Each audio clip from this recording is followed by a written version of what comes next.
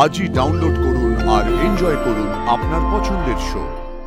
এই কেসটা আমি নিলাম, এই কেসটা আমি নিলাম, এই কেসটা আমি নিলাম। তবে আপনাকে একটা কথা বলি, আপনার বন্ধু অপরাধী নন। দেখুন মিস্টার ধ্রুব মিত্তির, এই শহরে হয়তো অন্য অনেক ক্রিমিনাল লয়ার আছে, কিন্তু আপনি যে বেস্ট সেটা আমি জেনে এসেছি। আপনি সত্যিকে খুঁজে বের করার জন্য সে সত্যি চান।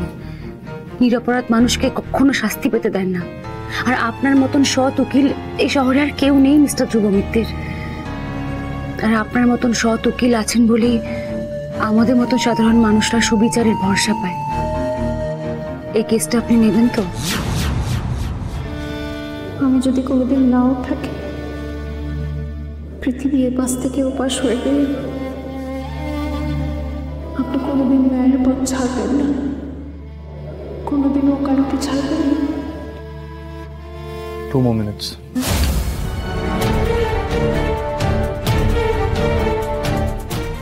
আচ্ছা ঠিক আছে, আমি এবার গুছিয়ে বলছি। গতকাল মধ্যরাত্রে আমার বান্ধবী শ্রেয়সীর বিয়ের লগ্ন ছিল রাতুলের সঙ্গে। বিয়েটা শুরুও হয়ে গেছিল।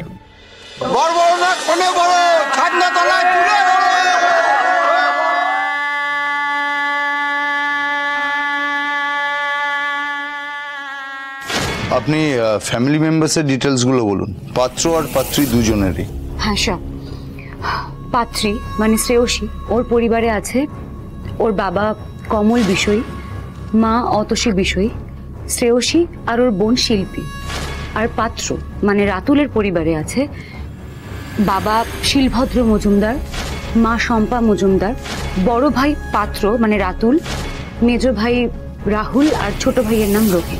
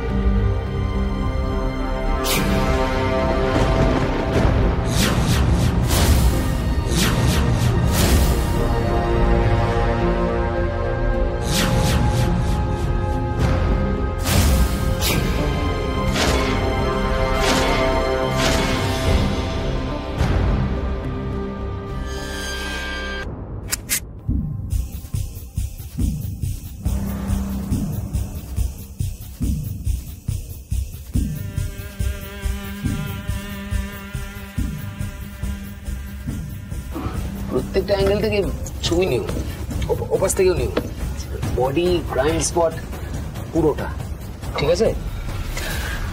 আপনারা এক পাও কেউ এখান থেকে বেরোবেন না, আপনাদের সবাইকেই জিজ্ঞাসাবাদ করতে হবে। আচ্ছা ছেলের বাবা, ওকে আচ্ছা আপনি আমার একটা কথা বলুন, বিয়েতে বসার ঠিক আগে উনি এমন কিছু খেয়েছিল যেটা থেকে বিষক্রিয়া হতে পারে?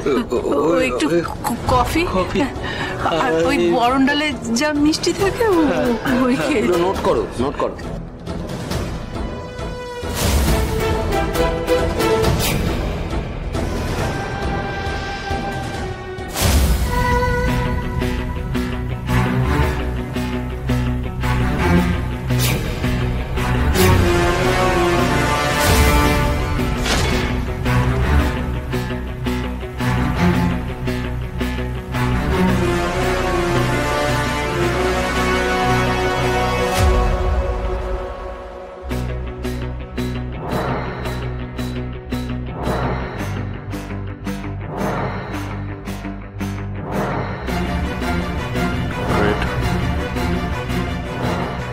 ক্রাইম সিনে 100 জন হাঁটাচলা করছে, ফরেন্সিক এভিডেন্স তো কিছু পাওয়াই যাবে না।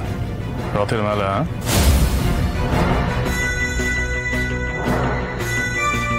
মিত্তির, আমার মনে হয় আমার এই পুলিশের চাকরি আপনাকে দিয়ে দেওয়া উচিত। আপনি তো অলরেডি ওকালতির সাথে সাথে পুলিশের কাজটাও করা শুরু করে দিয়েছেন।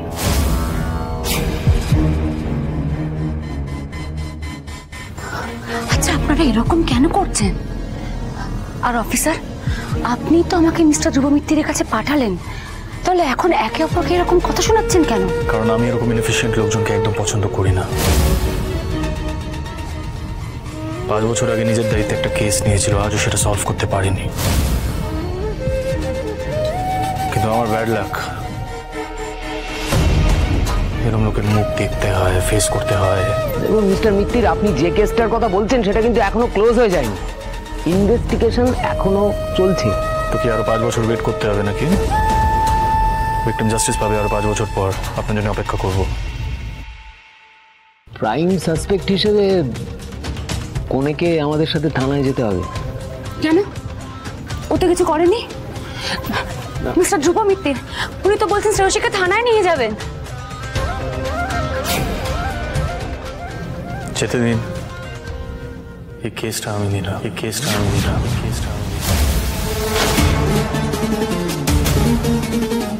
তবে আপনাকে একটা কথা বলি,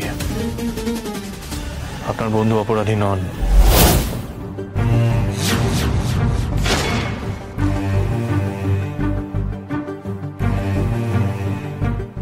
অপরাধীর চোখ আমি খুব ভালো করে চিনি, আইডেন্টিফাই করতে পারি। Thank you so much mister Dhruv Mitter. আপনি আমার বন্ধুকে ছাড়িয়ে আনবেন তো?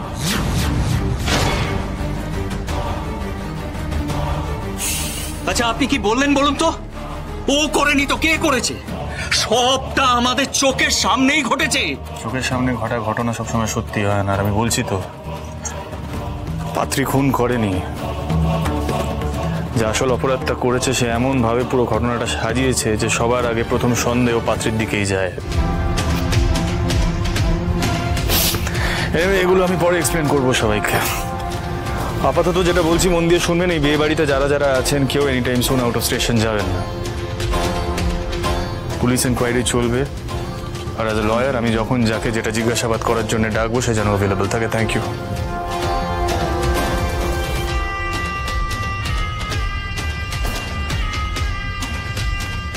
ধরুন, বডিটা ইমিডিয়েটলি পোস্টমর্টমে পাঠানোর ব্যবস্থা করুন। আর এই ফরেন্সিক রিপোর্ট, পোস্টমর্টম রিপোর্ট সব এলে ওনাকে ইনফর্ম করবেন। অ্যাডভোকেট ধ্রুব মিত্তির মানুষটা বেশ অদ্ভুত।